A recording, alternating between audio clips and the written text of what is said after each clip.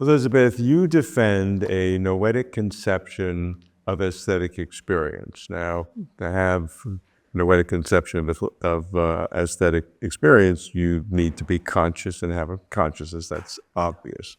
What I want to try to ask you to do is to imagine that noetic conception of aesthetic experience and then see what we can infer back about the nature of consciousness. Yeah, I mean, I think, well, the heart of the idea of the noetic conception is that aesthetic experience is best thought of as a kind of thought in itself. And that's in contrast with how many philosophers have viewed aesthetic experience, at least for the last 250 years or so.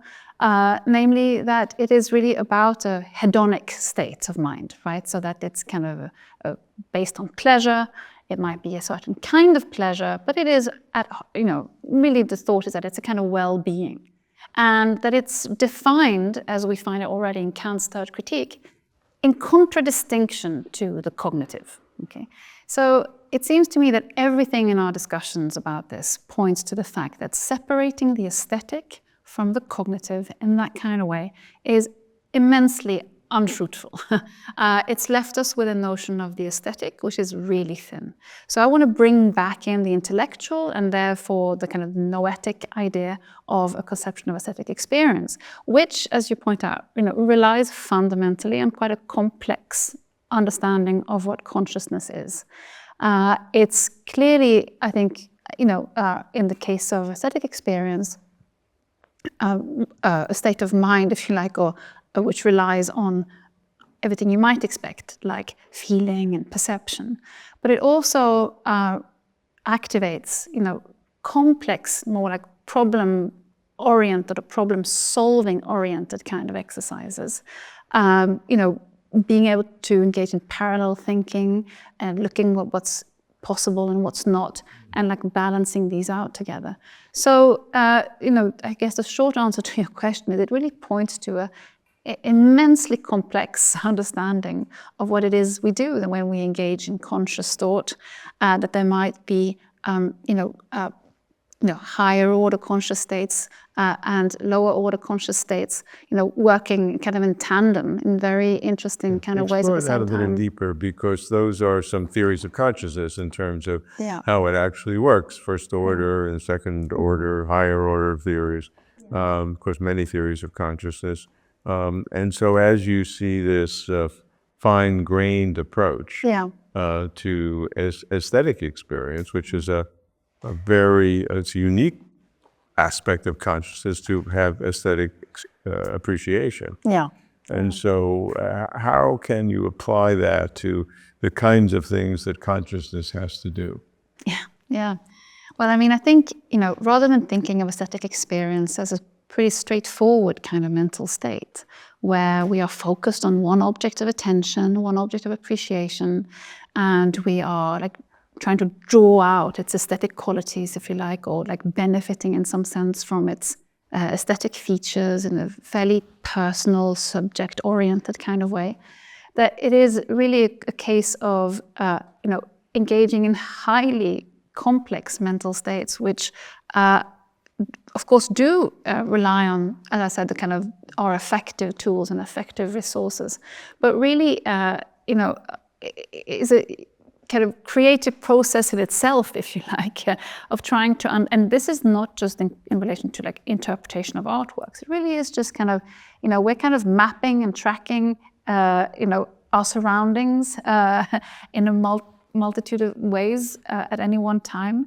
And so one of the things I want to do with the noetic conception, and I think this also, speaks to your question, is that thinking of aesthetic experience as a special kind of conscious state, or as an autonomous or isolated from other, I think we can establish that that is not a very helpful way to think about it.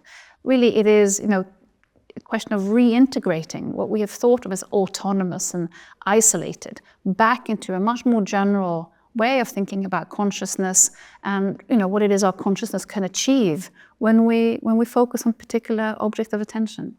What's the importance of emotion Emotion is obviously part of the entire experience of consciousness.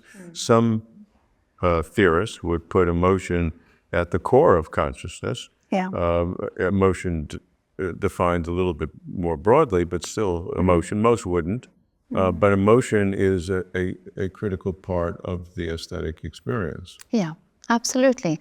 And again, I think, certainly in philosophy, we've moved beyond the idea of emotion being some kind of irrational or irrational state with some kind of, the world of the passions, as again, like, a million miles away from anything to do with reason and so on.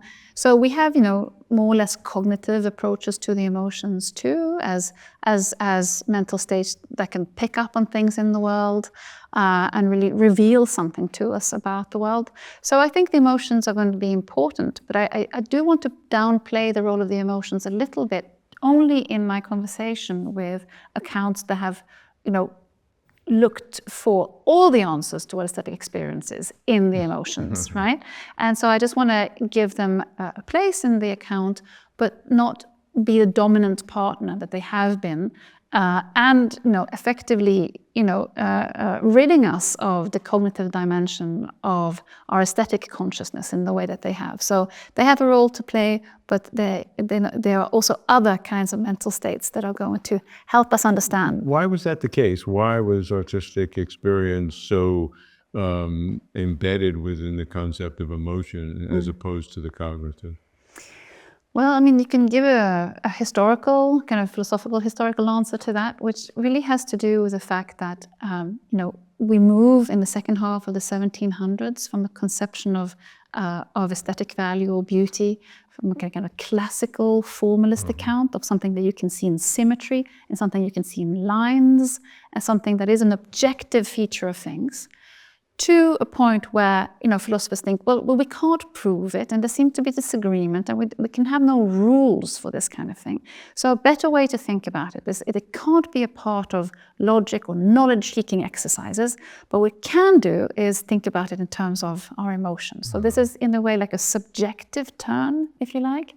It goes hand in hand with all sorts of other kind of philosophical, movements at the time, if you like. But it really has led us to a place where, as a philosopher, you have to really make way for a different kind of approach if you want to say that separating the aesthetic from the cognitive is not how we should move forward, and that the aesthetic has something to tell us about consciousness, which isn't simply about my particular way of relating to the world, but it is something that we can share, that it is something that we can importantly discuss together. And in the individual, how do you articulate the cognitive and the emotional?